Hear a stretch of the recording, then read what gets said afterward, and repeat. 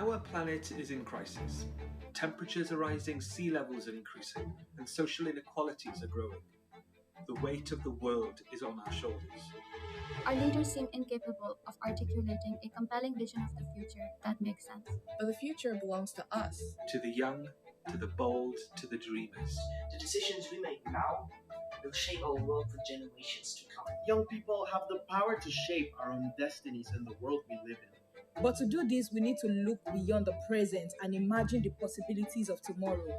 Currently, we treat the present like a present, and the future like a garbage bin. That's why we've created the hashtag Our Future Pledge campaign. Our Future Pledge is a campaign by young people for young people to promote greater access to foresight.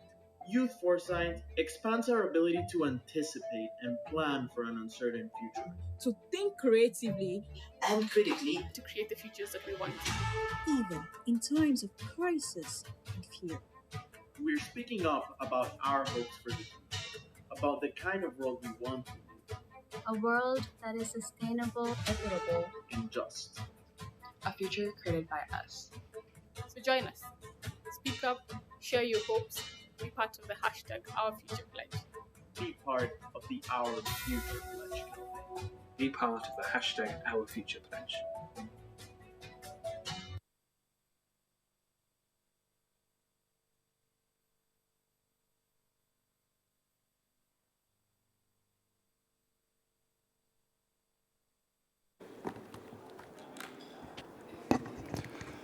Good morning.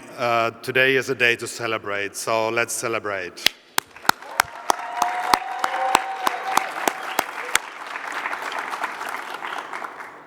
In the film, you've seen some of our Youth Foresight Fellows, and what resonated with me as I've been listening to the video and talking to the Youth Foresight Fellows is how they have been involved in creating, collaborating, and curating. I think of 3 C's when I think about the work that they've been doing in coming up with this, our Future Pledge. And so I really want to thank the Youth Foresight Fellows for all of the investments that have gone into this. So an applaud to all of them, please.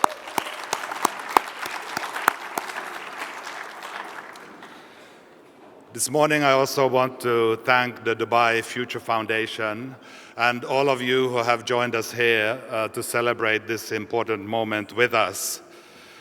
I represent the UNICEF Innocenti office, the Office of Global Research and Foresight, and our vision is to really empower everyone, children, young people, decision makers, companies, anyone who's thinking about being better informed in terms of being equipped to deal with the future. This is where we want you to be with us in terms of engaging young people in that process.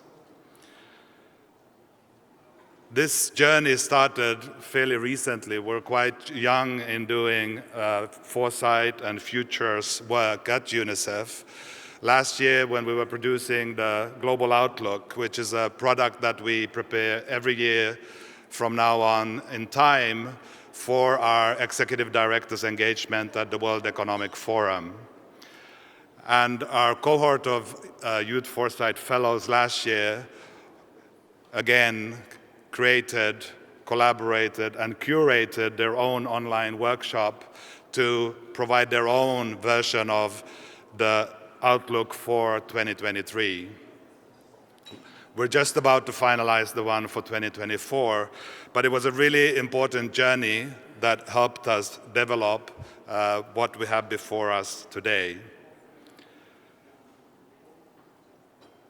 As the young people were engaging in that process of developing our considerations for the year to come in 2023 or at the end of 2022, there were a number of things they considered, and I wanted to highlight these because they were really insightful for us. First one was about how companies are exploitative and also vis-a-vis governments have tremendous power to drive how the world looks today. There were concerns around the depletion of resources, natural resources on the globe. There were huge concerns around failing education, learning poverty, and also digital poverty, inequalities around how people have access to digital resources.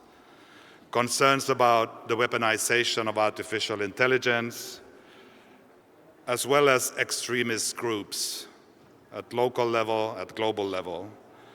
And last but not least, the global mental health crisis, especially following the pandemic. There were 4 things that we learned from the report that the young people brought forward. First of all, no surprise that they're acutely aware and concerned about the climate crisis, and that action already should have been taken, and that it's really something that is of highest concern that we need to move forward.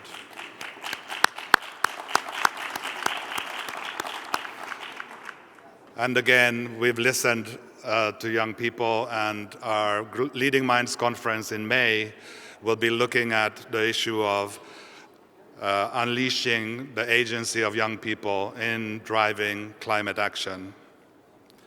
Second issue was about an inclusive and equitable, sustainable future. This is a really big ticket item in the sense that the way that the global financial market and economy is organized today might not be all that supportive of a sustainable and equitable future. And so how we can really make a dent on driving that agenda is something that we are all faced with. The third one was the negative impacts of technological advancements. I don't need to mention examples, but it is really around the ethical issues that we consider those both as individuals, but foremost as governments and as private sector as we develop and roll out new technologies. Here again, we've listened to young people, and UNICEF Innocenti will be really investing in how generative AI is going to be both a resource and an opportunity in the education systems, but also how the ethical issues and how children need to be equipped to understand both the risks and the opportunities with generative AI.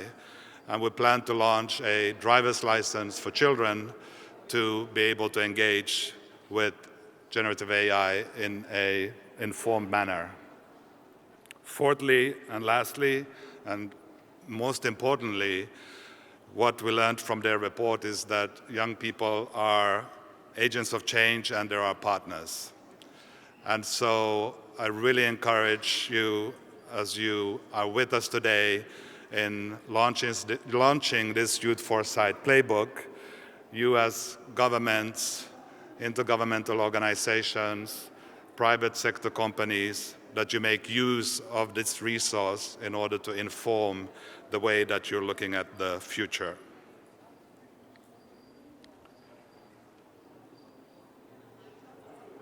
Clearly, for us, the why of why we're doing this is that we want to engage young people in a meaningful way. As we're a Global Office of Research and Foresight, we have taken the time to look at what is the evidence around what meaningful youth engagement looks like. And this is why, from last year, we've come up with this initiative of Youth Foresight Fellows, and we now have the second cohort on board. It's truly important to us that we want to have this perspective in everything that we do, not just our office, but UNICEF as an organization, and we want to lend this tool and this capability to do this type of exercise to other actors as well. And the how is the Youth Foresight Playbook. So we really invite you to have a look at it, to make use of it, and to really implement what you find there to create, collaborate, and curate a future together with young people. As I said, as UNICEF, we're a fairly new organization working with this, so I want to really thank all of the actors in the room that have been helping us throughout this journey, but in particular, the UN Global Pulse. Thank you for really your collaboration and your advice throughout this journey. I want to thank the Foreign Ministry of Finland, have provided resources, technical support, also themselves looking strongly at how to inform their foresight work with the help of young people, as well as Teach the Future and the School of International Futures. Really appreciate the collaboration and the support you've been providing to us. And all you futurists, thanks for being here and looking forward to working with you all. Thank you so much.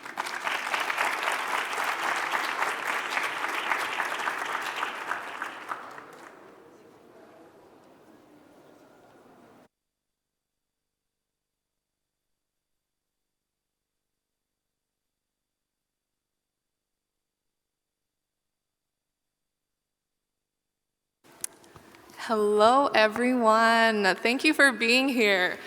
We are just a few minutes away from a very interactive and hopefully fun and meaningful session.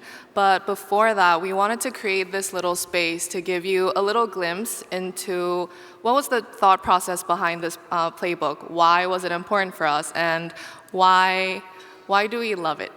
So I'm really, really happy to be with my fellow fellows. We say that all the time.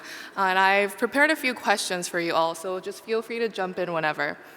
My first question is, and I'm sure many of you here can relate to it, why do you love foresight, or why do you think foresight is valuable? Anyone want to take this? Yeah, sure, I take this. So the UNICEF report we worked on during our fellowship was called Children in the Poly Crisis. And I think that's exactly what we're currently living in. We're living in a poly crisis. But our political system doesn't really find a way of how to cope with this poly crisis. So in lieu of that, a narrative emerged, like a crisis equals an opportunity. And I think that's certainly true. Like COVID is an opportunity to change the healthcare system, climate crisis is an opportunity to change the energy system, and so on. And I think that's certainly true. Crisis can serve like as catalysts of change, but we should also focus on how to prevent the crisis in the first place. A crisis is not only an opportunity for change, it's also a reminder of failure. And I think that foresight is really, really great at that, because at the moment it's like we are creating two fires while putting out one instead of going to the root cause. And I think foresight really has the potential to look ahead, to anticipate future crises, to prevent future crises. And that's why I'm so excited about foresight, and especially about youth foresight. Thank you, Josh. I wonder if another fellow wants to respond. I would love to jump in, and I think that was brilliant, everything that you shared, Josh, and I completely agree with all of that. And I also believe that there's always so much that we can say about foresight, and it's actually very difficult for me to share my thoughts in like less than a minute, but as someone who's still learning and embracing foresight in her practice, I do see it as something that requires leveraging a future-oriented lens for a change that's truly meaningful in all sense of the word, but also using innovative and participatory tools, but not from a universal lens, because I also think that contextualization of those tools and approaches is very essential when you're practicing foresight. I find two things in a practical sense very significant in the use of foresight. First, the fact that the cross-sectoral utility of this paradigm is something that I really appreciate about foresight. It's the wide applicability of foresight. It's something about the fact that it's never ever specific to a field or a sector or a theme. I've seen it having a tremendous impact in the field of health, in the field of education, in the field of public transport, or even infrastructure. But second, also, the second point that I want to make is that it's about the collective intelligence component of it. I see that the idea that no stakeholder ever must be left behind in our process of foresight. Everybody should be taken along. Every voice matters. And one of the important stakeholders is, of course, the youth as well. And that's exactly why we're here today. Thank you, Eden. Thank you, Azra. And as you can see up here, you'll notice one person was missing. Diona was unable to join us today, but she is the youngest member of our fellows. But I think she's been doing Foresight for a long time, so I'm sure she can really resonate with the 2 points that you guys shared, so thank you. You'll notice that our playbook and our program in general has 2 core elements. So Foresight, we've touched upon that briefly. I wish we had hours to talk about this. I'm sure we could fill it up. But the second element is meaningful youth engagement, and we're really experimenting not if Foresight can enhance and advance meaningful youth engagement, because we have the proof and we believe that it is possible, but now it's a matter of seeing how much. So before we go into the hopeful and all the simmering potential of meaningful youth engagement and Foresight, I wanted to touch upon what are some challenges that you fellows have experienced or see in really bringing young people to the table and engaging them in a sustainable and meaningful way.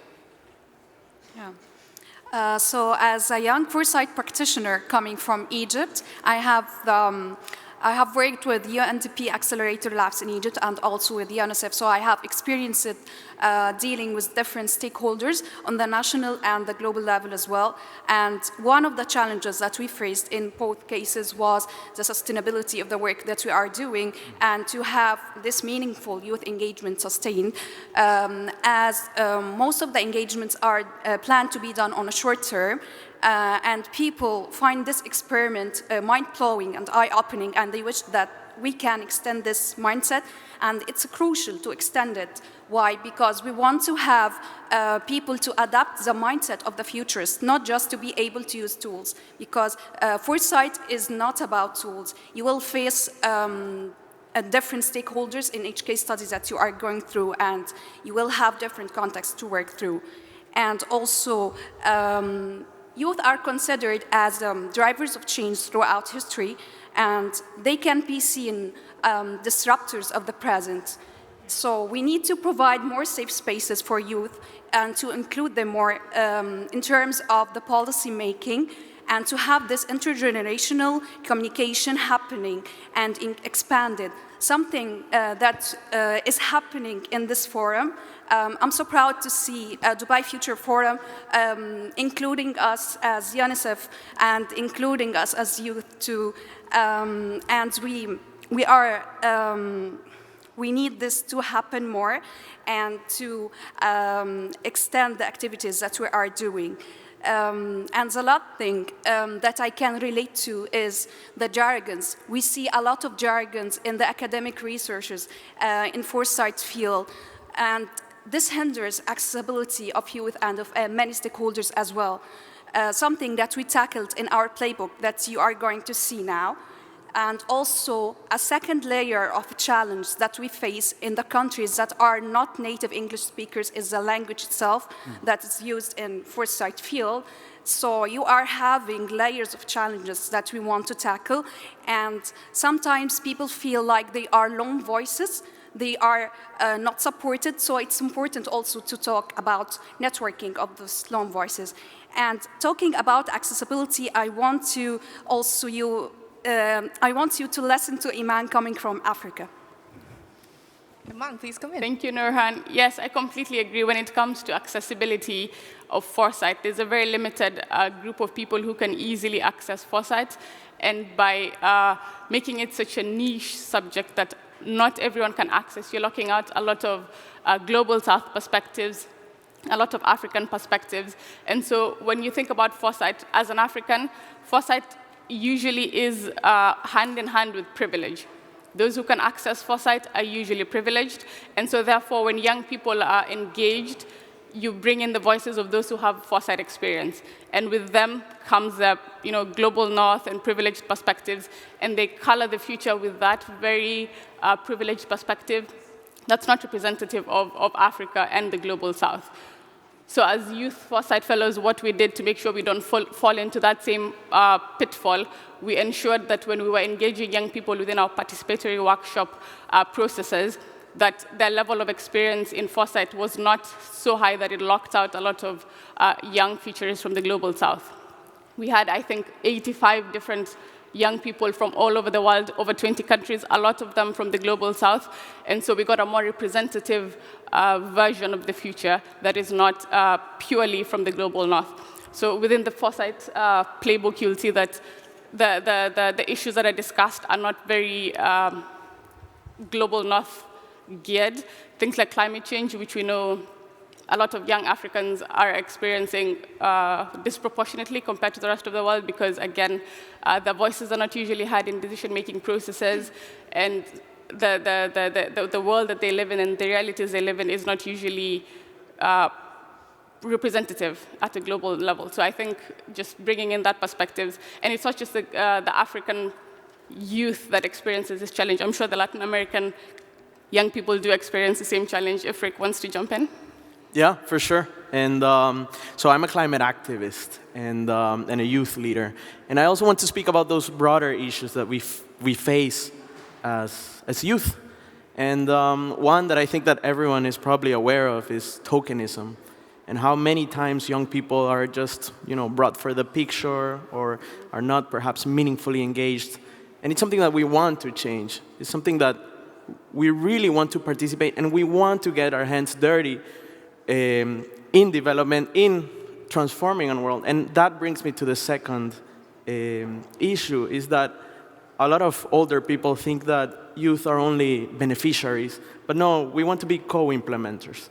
We want to be leaders of organizations. We want to be leaders of companies. And we want to put our own ideas and our own commitments into our own hands. We know that we are not the ones causing the climate crisis, but I think that it's not the time anymore to point fingers. I think that we all have to be in charge of it. And finally, one other issue is that in these forums, I know that a lot of people sit back and they say, oh, I'm already supporting youth. I already have that, that assistant there that's probably a little bit younger than you. But no, what I want you to tell you is that it's not about how youth can serve you, but how you can serve the youth. So how can we help the young people in their own goals, in their own dreams, and what really they are passionate about? And that's where I want to quickly bring it back to Youth Foresight, because Youth Foresight allows us to envision, to imagine those futures. It allows us to understand what we want and how we can get there. So back to you, Ijun. Thank you all. I love that despite the challenges that you've very aptly pointed out, you have that forward-looking perspective. And I think that's really important. And from my experience, very briefly reflecting on my experience, I've had the privilege to work with many different people throughout this program. And regardless of the fact that we're from different generations or different age groups, it truly felt seamless. And I think that really comes from the mindset, the readiness to be at the same table, meet young people where they are. And that really does transform the experience, my personal experience, but I think how we're able to impact the broader younger generations. So, speaking of impacting other generations, and of course everyone here today as well, since we're here to discuss the Youth Foresight Playbook and officially launch it with you all and share it with you all, I want to invite some of our fellows to speak on this Youth Foresight Playbook. Why do you think it's valuable, and how do you think it could be useful for everyone in this room and beyond? Yeah, thanks, Ijun. I think the saying goes that the future belongs to us all. However, sometimes we don't take the moment to pause and ask, who are the all? Who are the people that are involved in all? Does this mean the affluent people that have power, more or less older generation, or does this include the young people? The means of engaging them, is it meaningful or is it tokenistic, similar to what Ricardo had mentioned? Are we really, as young people, really involved in end-to-end conversations? These are really important questions that we need to ask. And maybe the question that is going through your mind right now is, how do we go about this? And that's why we have the Youth Foresight Playbook. We have been able to model this hand in hand with the youth engagement team at UNICEF in Ochente by working, 9 of us working with the team to really co-design this playbook. So in the playbook, you can see everything from ethics to safeguarding to principles of really engaging young people meaningfully, we have 10 principles that you're going to be seeing in the playbook, everything from compensation to respect, and how you can even, have your own youth foresight project, should you be willing to start one. And every question you need to ask, we have a worksheet within the playbook that you can definitely refer to. And I guess the whole beautiful thing about this is, even in the Youth Foresight Playbook, you can find 9 of our voices. We are missing the owner right now. Sprinkled all around the playbook, which shows that you can engage young people in a meaningful way. And we have our experiences, we have our own expertise, and we brought that into the Youth Foresight Playbook. So looking forward to see how you engage young people using the playbook. Thanks, Vasaya. One of the questions many of us have asked each other over the last couple of days is, how did you get to do what you do, and why do you do what you do? And my why sits in a tragic story in South Wales, in the mining community of Aberfan in 1966, the coal mining disaster that killed over 116 children. And that tragic reminder on an annual basis for me and for those who live in Wales about, if only we had applied foresight, if only we'd have thought a long term and taken a preventative approach, these children will have had their dreams and would have gone on to do great things. And therefore, this playbook to me is quite personal, it's quite evocative in the sense that I hope that those that use the playbook go on to solve some of our biggest challenges and prevent some of our greatest disasters across the world, in an attempt that only if we can save, quite literally save children's lives because of this playbook, about thinking differently, about challenging ourselves to be braver and bolder in the decisions that we take. Many of you will know in the room that next year we mark and celebrate 100 years since the United Nations Convention of the Rights of the Child. An opportunity that reminds us that it's not a nice to have to include children and young people in decision making. It is not something that you do because you feel good about yourself. It is a right. It is necessary that every child, and I take my inspiration for this response from Adam, who also, Adam at the back of the room, one of the key drivers of our work, who reminds us that every child has a right to have a say in their future and to play an active role in that. So I hope that this playbook talks directly to how you can to do that.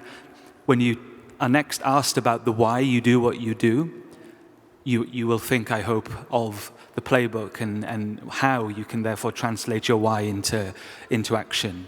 And we hope that you will use it and tell us how you've used it and help us improve it and help us spread the word. But our thanks and my thanks to my fellow fellows as well. Thanks, Ijin.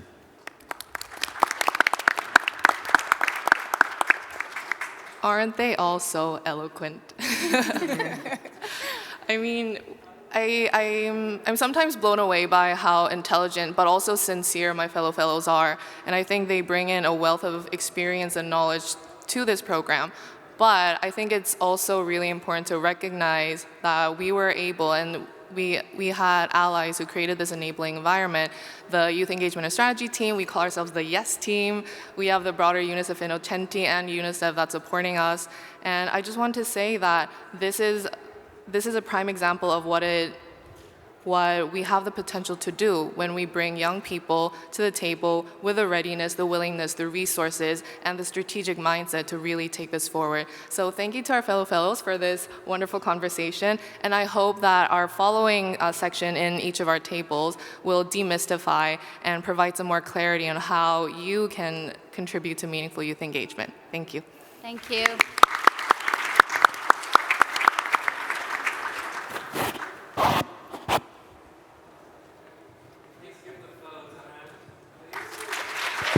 One, two. It's so amazing to see you all on stage like this. I feel like a proud father or something. It's still annoying when these young fellows, they take your lines. Thanks, Jack Ellis, for that last speech. I appreciate it. I'll just delete that from my speech. Okay, so I'm Adam Sharp. I'm a Youth Foresight Specialist at UNICEF in Achente, and I'm just so proud to be here today. We did not want this whole session to be us talking at you. It's about to be a very participatory session. So let me shorten my speech as much as I can so we can start working on your projects and actually using this playbook to have an intergenerational exchange on how do we find opportunities to meaningfully engage young people in them. Just briefly, I want to share, this is our new Youth Foresight framework. It's yet to be published. It's developed in partnership with senior fellows and renowned futurists like Eva Kwamu and John Sweeney, who we're so proud to work with. And we're not going to talk about this too much, this for another day, but it's basically what we're trying to do here is create a step-by-step framework that any organization can follow when they're trying to do youth foresight really well, whether it be scoping a research project in what now, or building their futures literacy by asking, what do we see, to asking what's next and doing emerging issues analysis in a youth-centered way, to so what? So what? Why did we do this? That's about the uptake of these insights into research and strategy. And you'll see the principles for meaningful youth engagement, which you're going to work with today, they're cross-cutting. So it's important that we think about how to meaningfully engage young people at every step of this work. But today is all about step one. It's what now? It's about how do we, at the beginning of a project, engage young people and have them scope the research inquiry with us. Otherwise, we can often be working on issues that maybe they don't find so important, or maybe are not framed or spoken in the right way. So this is what we're going to focus on today. Our theory here is that when you engage young people in a meaningful way, they end up reaching their fullest potential. And these fellows who you just saw on stage are a prime example of that. Like in only 6 months, not only did they design and facilitate their own Youth Foresight workshop with our Global Youth Network and UNICEF staff and partners, which was just a brilliant workshop, but they also contributed to this Prospects for Children in the Polycrisis and published their own Our Future Pledge campaign and report, which includes scenarios and a jargon-free foresight guide, and also calls to action for key stakeholders. I implore you, this is all available online, free for you to download and to read. But our point here is they then launched this incredible social media campaign. This would not have happened if we had told them what we wanted them to do. That means developing these things iteratively, not coming in knowing this is what we're doing and you do this and you do this, but saying let's co-design this together. And the point here is when you do this, they end up totally exceeding your expectations. So it's in our interest to do this well. I'm very proud to say that just this morning, the Youth Foresight Playbook is launched. It's online.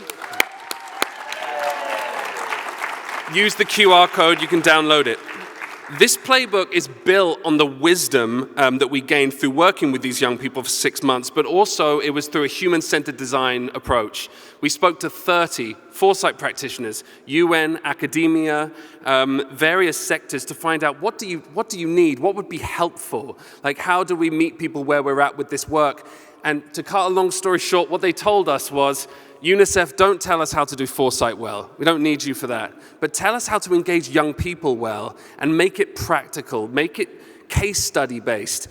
Give us tools we can use so we can actually design things now. And this is what we've really tried our best to do. I know it's a big report, it's about 50-something pages, but a lot of those are worksheets. I'll show you what's in it. It includes an introduction to youth foresight. It includes our youth foresight journey in 7 steps, the critical insights we learned from these young people, okay? And a collection of resources and opportunities where we link you to the brilliant organizations like School of International Futures and Teach the Future and UNESCO, because we are really standing on the shoulders of giants. We're still learning and we just want to be a great partner. So you're not going to learn everything from us. You're going to learn from this ecosystem that is emerging around youth foresight. And lastly, those 12 worksheets that offer you like tools you can use, and you're going to be using one of them today. I'm going to skip this. Okay, so these are the principles of meaningful youth engagement that we'd love you to get your head around today. And we developed these Really, they were based originally on UNICEF's evidence for effective and ethical participation of adolescents, and then also shaped by our own experience of youth engagement at the YES team. But this is what they mean to us and to the young people that we work with. First of all is respect. Okay, we want young people to be treated with their respect and their opinions and experiences and contributions to be valued, okay, in a space. Young people can feel when that respect is not there, and it hinders their participation. Second, participation. They're given opportunities to participate as equal partners, okay? Again, that's scoping the research project, really being part of the design. They're partners, not just beneficiaries. Thirdly, ownership. They have the opportunity to take ownership of the issues that affect them, that impact them, not just that we're working on in UNICEF, but in their personal lives as well. The importance of intergenerational partnerships is so crucial, and that's why today's session should not be young people telling the older generation what to do. I think the fact that you're all here, and this is already such an intergenerational group, is a credit to you. You could have gone to see Sahel in Iatullah, and you chose to be here with us to talk about Youth Foresight, so you're already clearly committed to figuring out how to do this well, so give yourselves a round of applause for being here. Intergenerational partnership and collaboration matters to young people because it's not often available to them, okay? So those intergenerational relationships can have a real impact on a young person's life. Experimentation, this is crucial. Don't expect young people to come into the space, solve all your problems, and tell you what the future is going to be. This is about working through trial and error. It's about experimentation. Eva Kwamu really pushed us on this when we worked with her on this. It's really important to create that environment for experimentation so they're not pressured to produce results. Okay, otherwise the innovation drops. You lose the innovation, you lose the creativity. Transparency, keep them informed about the decision-making processes and the outcomes of their engagement. Ricardo talked about tokenism earlier. Nothing worse than working hard on a project and then never hearing from you again. And often it happens because we lack the resources. It's often not intentional, But really important that you remain transparent. Accountability, give them the opportunity to hold decision makers to account. Give them those platforms. Give them that safe space to speak truth to power. Flexibility, they take part in these, like I said earlier, these iterative, flexible, adaptive processes so they co-create with you. Skill building, ensure that they get opportunities to build skills, to develop, so that they can survive and thrive in a rapidly changing world. Like Jack said earlier, it's their right to develop the skills that they need. And then finally, compensation, that they're paid or at least given recognition for their contributions, okay? For some young people, a certificate will do, but if you have the resources to compensate young people for their time and their effort, it really can ensure that you get a diverse group of young people together, because some young people just cannot afford to devote the kind of time and resources into a project that you need. So if possible, give them that recognition, give them that step up. Okay, so, our session today is all about gaining deeper insights into how meaningful youth engagement can be effectively applied in Foresight projects, okay? It's about benefiting from a rich intergenerational exchange of ideas and experiences. That's what we're about to do. And we want you all to leave the workshop with practical and innovative strategies to incorporate youth into your projects. Does that sound good? Okay. Okay, so step one in this process, we want you to nominate your project. Now, we were going to do this using Mentimeter, but I chickened out. I got really scared of the technical work, and I thought, you know what, it's best if we just do it analog, okay? I'm going to ask you, if you have a project that you have right now or that you want to do in the future, I'm going to come to you, I will. If you have a project, or you have a project that you want to do, I'm going to ask you to stand up, and I know this is not very democratic. The first 8 people that I go with, I'm going to ask you to come to the front, and we're going to work on your 8 projects, okay? And then each of those, so you're going to, after you've been selected, you're going to come up and then share in 15 seconds or so, just tell us about your project. Who are you? What's your project? Where is the project based? And why should people come and work with you for the next 30 minutes? Then participants will vote with their feet. So if our fellows, if you could stand up and go to one of the 8 tables. Thank you. So you will have a chance to choose which project you get to work on. Maybe it's because it's in your location, or maybe it's because the subject matter resonated with you. But you will have a co-facilitator, one of our fellows that you get to work with, and you get to sit around and talk for 30 minutes. You're going to collaborate, explore in dialogue, using the worksheet all the ways your project could embody the principles of meaningful youth engagement. And then lastly, we just want to hear in presentation, what's one tangible action you could take with your project based on your conversation that you're coming away from here with, okay? So, we're going to begin this very undemocratic process. If you have a project, or you would like to start a project and you would like us to sit around and work with you on it, please stand up. Okay, you,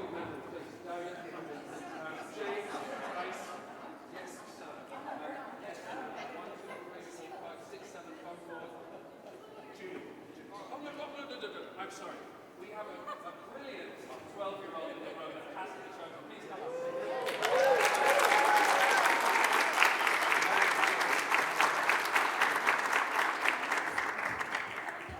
I'm sorry, can we have a handheld mic? Thank you. I also have a really loud voice, so we can do it like this. I heard your story yesterday. It was so inspiring. Thank you so much for being your inspiration to us all. This is going to be table 1. Okay? And you can't all be at this table. Okay, so if you could just tell us, and I'd love to get a moment. For the live stream, and then get this. Right, okay. So we're just going to rest the moment. Just think for a moment, like if you have 15 seconds to talk about your project, what are the key things you'd like them to know? Thank you so much. No problem. Thank you so much. So just share your name, share where you're from, and just very briefly, what's your project that you'd like to work on? Please, go ahead. Hello, my name is Vrishangsa Anand. I'm 12 years old. So the project that I am working on right now and I'd like to work on in the future is donating books and advocating for collecting different books and shipping them directly to India or other countries in the future so that we can help underprivileged children and give them the privilege of education. That's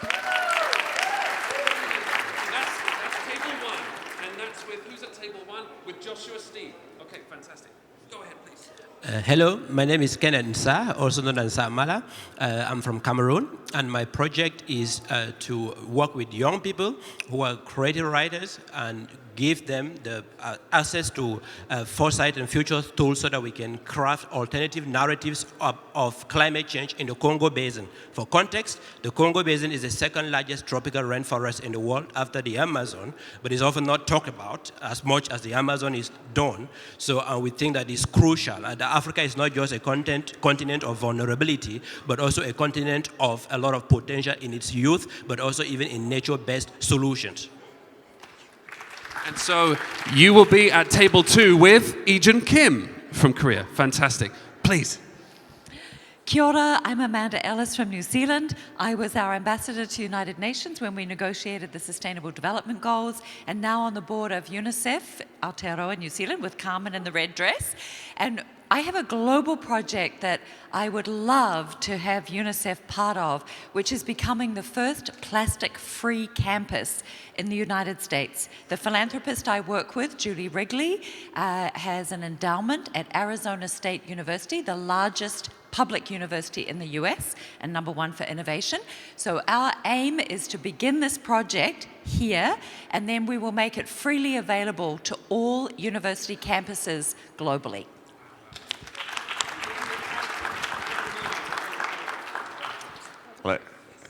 Hello, I'm James. I'm from Sydney. I'm an NGFP fellow here. My project focuses on how to achieve better extreme heat governance in our global cities, and that's what I'm focusing on for my NGFP fellowship. But I guess in the context of the Youth Foresight Playbook, we could focus on how global youth could better contribute to extreme heat governance in global cities. So if you're interested in thinking about overcoming institutional inertia and governance pathologies that prevent good action on extreme heat management, please feel free to come and join me. Thank you.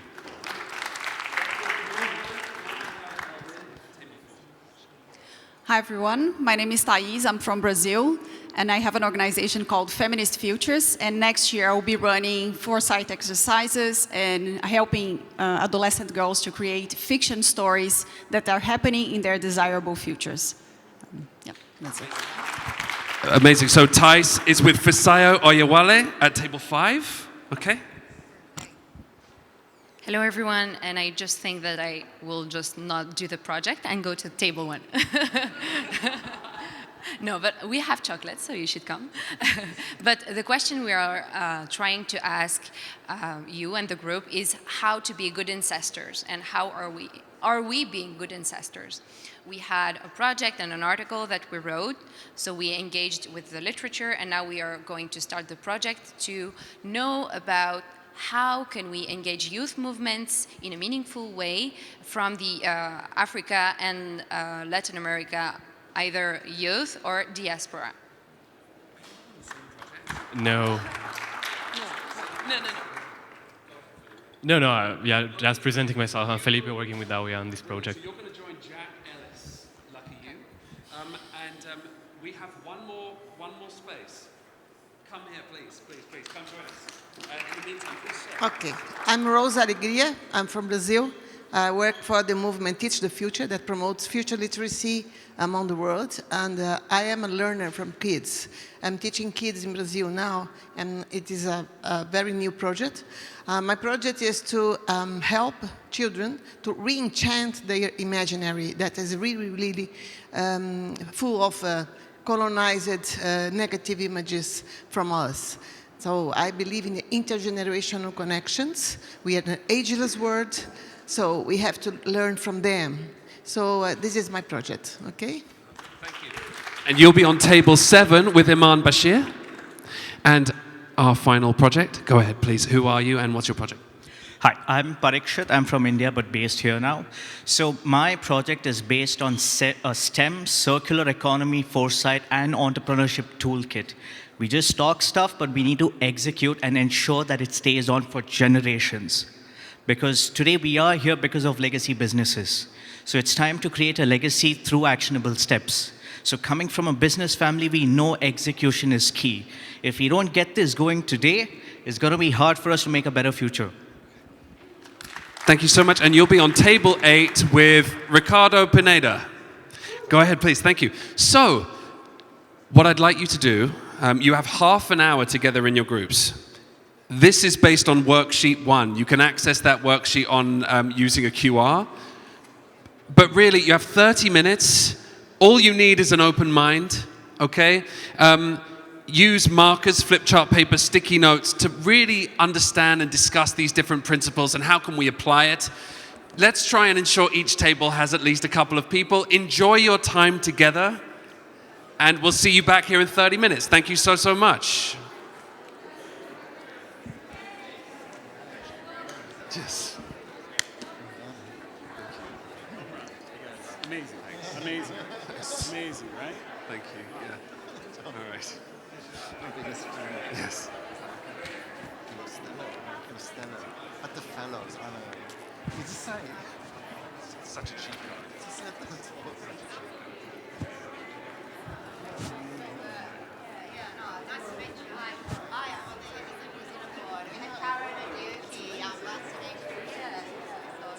to have you here. Thanks so much for joining. Yeah, we didn't know that there was more UNICEF folks. Yeah, well, I'm actually an entrepreneur. I have a daughter in school. You want to join one of the friends? We'd love you to. Come. Would you like to join in some conversation? We'd love you to have conversation.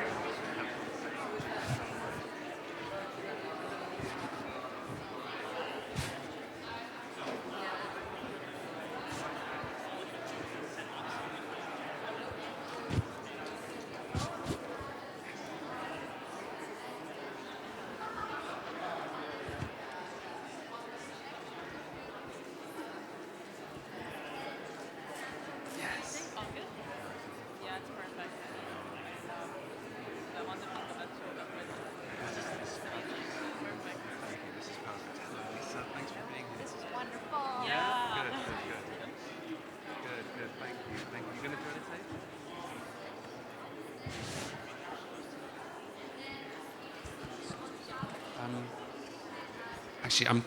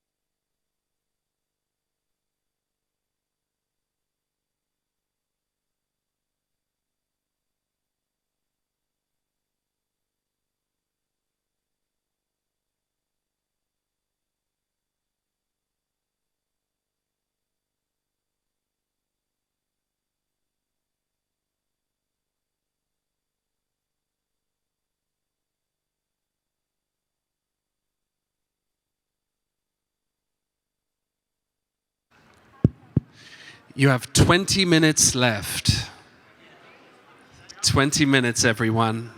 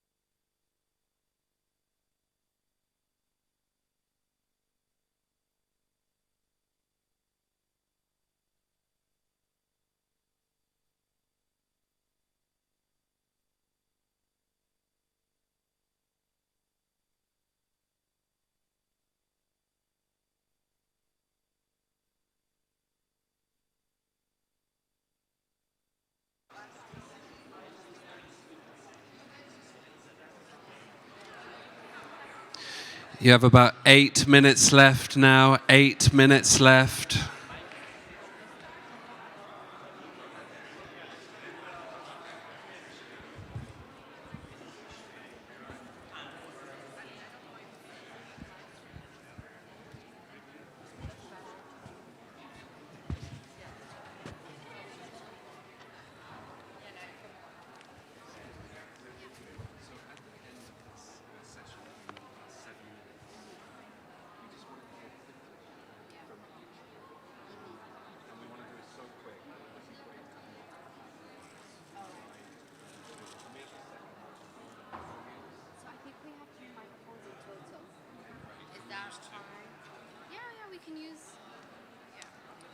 Maybe might need your help. Maybe you need. I will be going to the easel, but maybe Uni can help and Sabrina. Is there anyone else? So all we need to do is to just ensure that each group lead, so whoever's project gets to sit around the table very quickly. And I just want to be able to do that quickly without having to wander between tables and grabbing the mic and move. Actually, it's really not. It's not that big.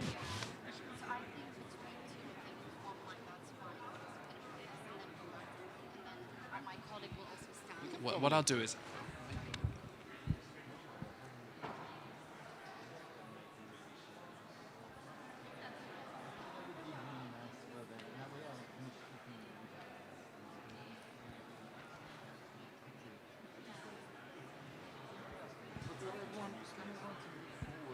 But you know what? Adam really. You don't have to actually come up. Just the speed the project lead just want to come up and talk to you, so that you don't have to like get people to come up. And that's what takes time. And then as soon as you say that project lead get the mic, and give them all the record and say thank you for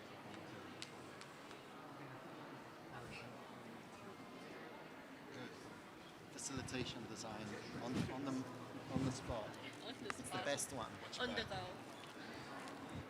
Learning from the audio. Actually, some of these conversations are really rich. Yeah, I was just listening in and it was like, oh, this is. Not necessarily capturing. No. Just like not taking. It's to have an experience of what it is to apply the thing. Two people.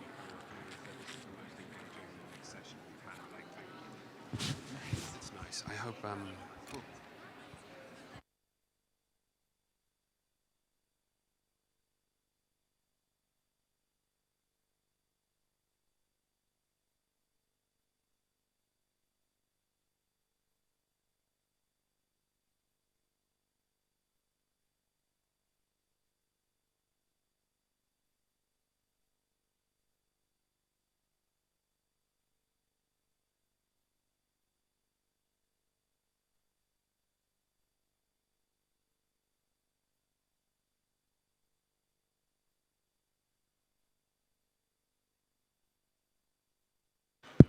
Five minutes, everyone. 5 minutes.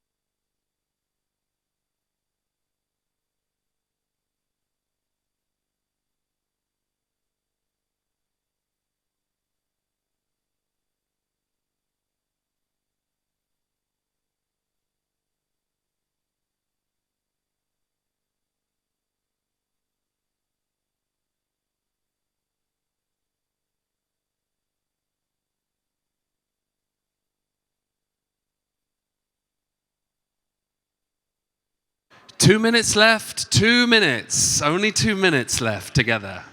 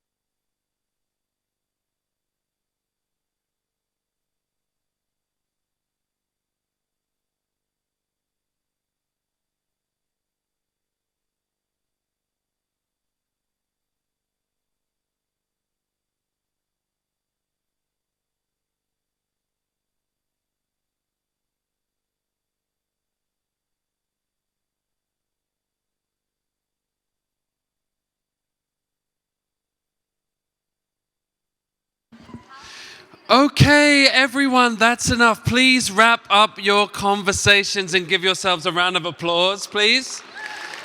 Okay, I'd like us all to come to the chairs, come to the front, and I'd like our project leads to come up on stage, please. All the project leads, come on over quickly. Take your group photos, I get that. No, not 2 photos, Azra.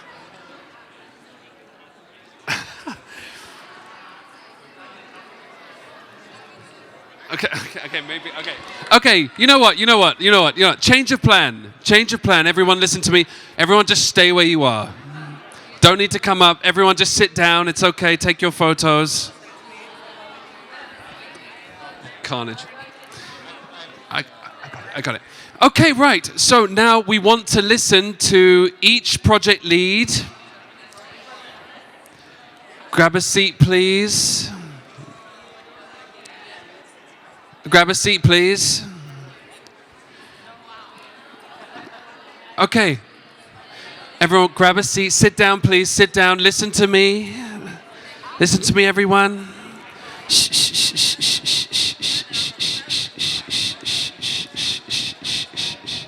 Everyone, sit down, please. Okay. So now we want to listen just very quickly because we don't have a lot of time, but I just want to hear from each project lead. What is one takeaway? What's one thing you're bringing away from this conversation? Is there one action you can take to make your project more meaningful in its engagement of young people? We just want to hear 15 seconds from each project lead, and let's really listen. First of all, can we just have a round of applause for all of our project leads for nominating their projects, and a huge round of applause to our fellows as well for supporting in the facilitation. Okay, I'd like to start. Who would like to start? Which project lead? Would you like to start? We had an amazing group, and we looked at 4 of the principles: accountability, ownership, experimentation, and skill building. And then with the collective wisdom of the group, we have come up with a plan to engage the students fully across campus, not just the students who will be part of this particular project. So awesome work. Thank you, my team. You were amazing. Wow. You achieved so much more than we expected you would. A full plan. Take a photo of this. Okay, please, James. Thank you very much. It was a pleasure to work with this group on a topic that can be quite intangible, being extreme heat governance.